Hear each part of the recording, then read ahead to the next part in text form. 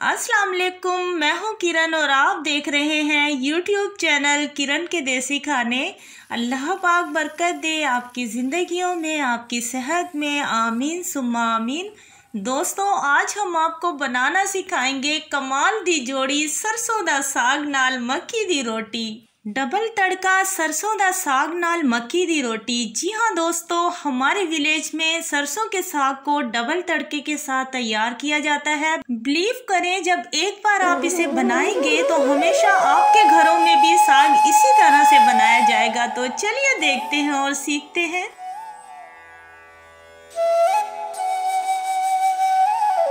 बिस्मिल्लाहिर्रहमानिर्रहीम। 3 किलो साग की रेसिपी है परफेक्ट।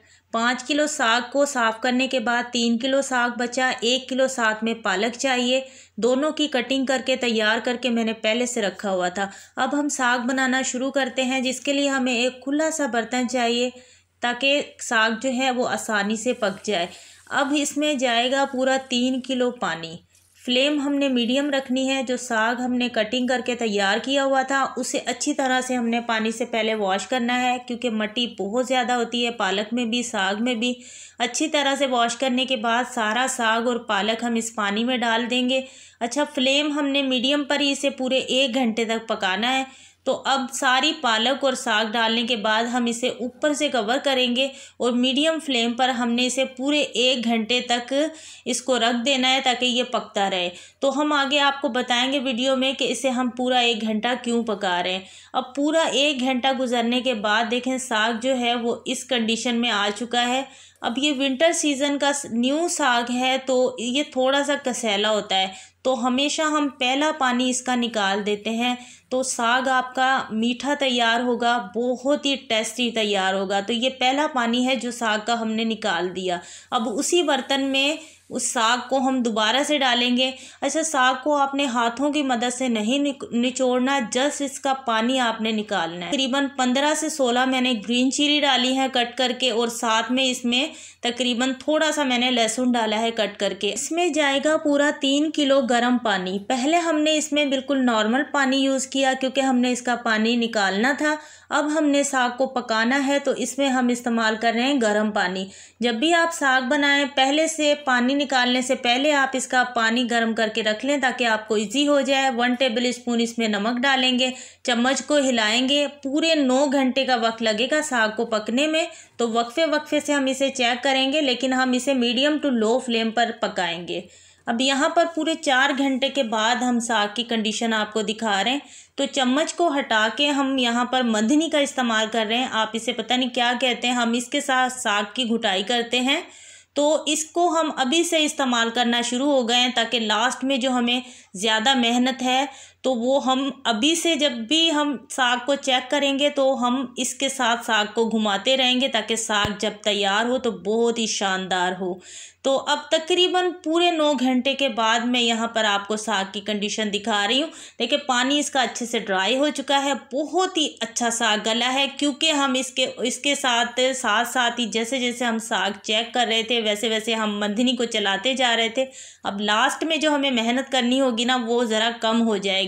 यहाँ पर साग की हम घुटाई कर रहे हैं। अगर आप इसे फ्रीज़ में रखना चाहते हैं तो इस कंडीशन में आप इसे 15 डेज़ तक फ्रीज़ कर सकते हैं, और जब आपका मन चाहे साग खाने को तो आप तड़का लगाएं और एंजॉय करें। हम मकई की रोटी के लिए आटा तैयार करेंगे तो आधा किलो हमें मकई का आटा चाहिए। इसके अंदर 1/2 कप मैंने यूज़ किया है गंदम का आटा और 1/2 टीस्पून नमक। और यहाँ पर आटा मैंने गूंद लिया था। ये पार्ट मुझसे मिस हो गया था क्योंकि मगरिब की अजान हो गई थी और मैं नमाज पे चली गई थी, तो जल्दी जल्दी में मैंने आटा गूंद लिया था। तो आटा आपने उसी तरह से गूंदना है जैसे डेली रूटीन में आप आटा गूंदते हो, ना ज़्यादा सख्त ना ज़्यादा नरम। इसे हमने रोटी बनाने से आधा घंटा पहले गूंद कर रखना है ताकि रोटी बहुत ही ज़्यादा सॉफ्ट बने। हम साग को तड़का लगाने की तैयारी में हैं, तो उसके लिए हमें जो इंग्रेडिएंट्स चाहिए, लहसुन, अदरक, हरा धनिया, हरा लहसुन और साथ में ग्रीन चिली और रेड चिली। अब हम तड़का लगाना शुरू करते हैं। तो उसके लिए हमें एक पैन चाहिए, पूरा 1 कप कुकिंग ऑयल जाएगा। आप चाहें तो देसी घी का भी इस्तेमाल कर सकते हैं। फ्लेम हम मीडियम रखेंगे। अब अच्छे से इसे गर्म करेंगे और इसके अंदर हम यूज़ कर रहे हैं यहाँ पर हरा धनिया और लहसुन और अदरक का पेस्ट, जो कि हमने पहले से तैयार किया हुआ था। अब इसे तकरीबन 1 मिनट तक हमने भूनना है, ज़्यादा जलाना बिल्कुल नहीं है। 1 मिनट भुनाई करने के बाद अब इसमें जाएगा 1 tablespoon red chilli powder. अच्छा, इसे भी तकरीबन हमने 1 मिनट तक भूनना है बहुत ही अच्छी तरह से, ताकि इसकी खुशबू महकना शुरू हो जाए। अब जो साग हमने तैयार करके रखा था वो हम इसमें डालेंगे। साग इसमें जाएगा तो तकरीबन ये 10 से 12 मिनट तक हमने इसकी भुनाई करनी है मीडियम फ्लेम पर, क्योंकि हमने साग में पानी रहने दिया था। अब हमने इसकी इतनी भुनाई करनी है कि इसकी खुशबू पूरे घर में महक जाए, पता चले कि साग बन रहा है, और साग जो है वो पानी उसका ड्राई हो जाए और ये ऑयल छोड़ दे। इससे 12 मिनट अच्छी तरह से भूनने के बाद माशाल्लाह से साग बहुत ही अच्छी खुशबू आ रही है, पूरा घर हमारा खुशबू से महक रहा है। अभी ये तैयार है, बिल्कुल रेडी है। अब जिसमें हमने इसे सर्व करना है उसमें हम इसे निकाल लेंगे, लेकिन अब इसका एक पार्ट बाकी है जो कि इसे लगेगा डबल तड़का। तो इसे हम पहले निकाल लेते हैं जिसमें हमने इसे सर्व करना है। अब हम दूसरे तड़के की तैयारी में हैं, तो उसके लिए मैंने लिया है 2 टेबल स्पून बटर। आप चाहें तो देसी घी का भी इस्तेमाल कर सकते हैं। इसके अंदर जाएगी कटी हुई हरी मिर्चें और हरा लहसुन, और इसके अंदर हम रेड चिली भी यूज़ करेंगे। और अच्छी तरह से हमने बिल्कुल ही लो फ्लेम पर इसे भूनना है, 1 मिनट तक, ज़्यादा नहीं भूनना। और इसका कलर बिल्कुल ख़राब नहीं होने देना, कलर इसका बिल्कुल ऐसा रखना है जैसा ग्रीन चिली का नेचुरली कलर होता है। आप भी अपने घर पर इस तरह से साग बनाइएगा और इंजॉय कीजिएगा। यकीन माने बहुत ही मज़ेदार और टेस्टी बनकर तैयार होता है। अब हम मकई की रोटियों की तैयारी में हैं कि बस जल्दी से हम रोटियां तैयार कर लें और गर्मा गर्म साग के साथ इंजॉय करें। तो यहाँ पर जी मैं पेड़ा तैयार कर रही हूँ, बहुत ही सिंपल। जैसे आप डेली रूटीन में रोटी के लिए पेड़ा तैयार करते हैं, इसी तरह से आपने पेड़ा तैयार कर लेना है। और अब हम इससे रोटी बनाना शुरू करते हैं। तो 2 प्लास्टिक के पेपर लेंगे, इसके अंदर हम ये पेड़ा रखेंगे और बहुत ही आसानी के साथ मकई की रोटी आप इस तरह से बेल कर तैयार कर सकते हैं।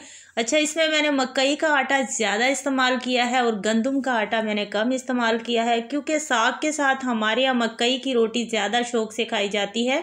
तो इस तरह से आप भी अगर मकई की रोटी बनाएंगे तो बहुत ही आसानी के साथ और बहुत प्यारी सी गोल सी रोटी तैयार हो जाएगी, और बिल्कुल भी टूटने का डर नहीं होता। आप आराम से जितना चाहे बड़ा इसे बेल सकते हैं।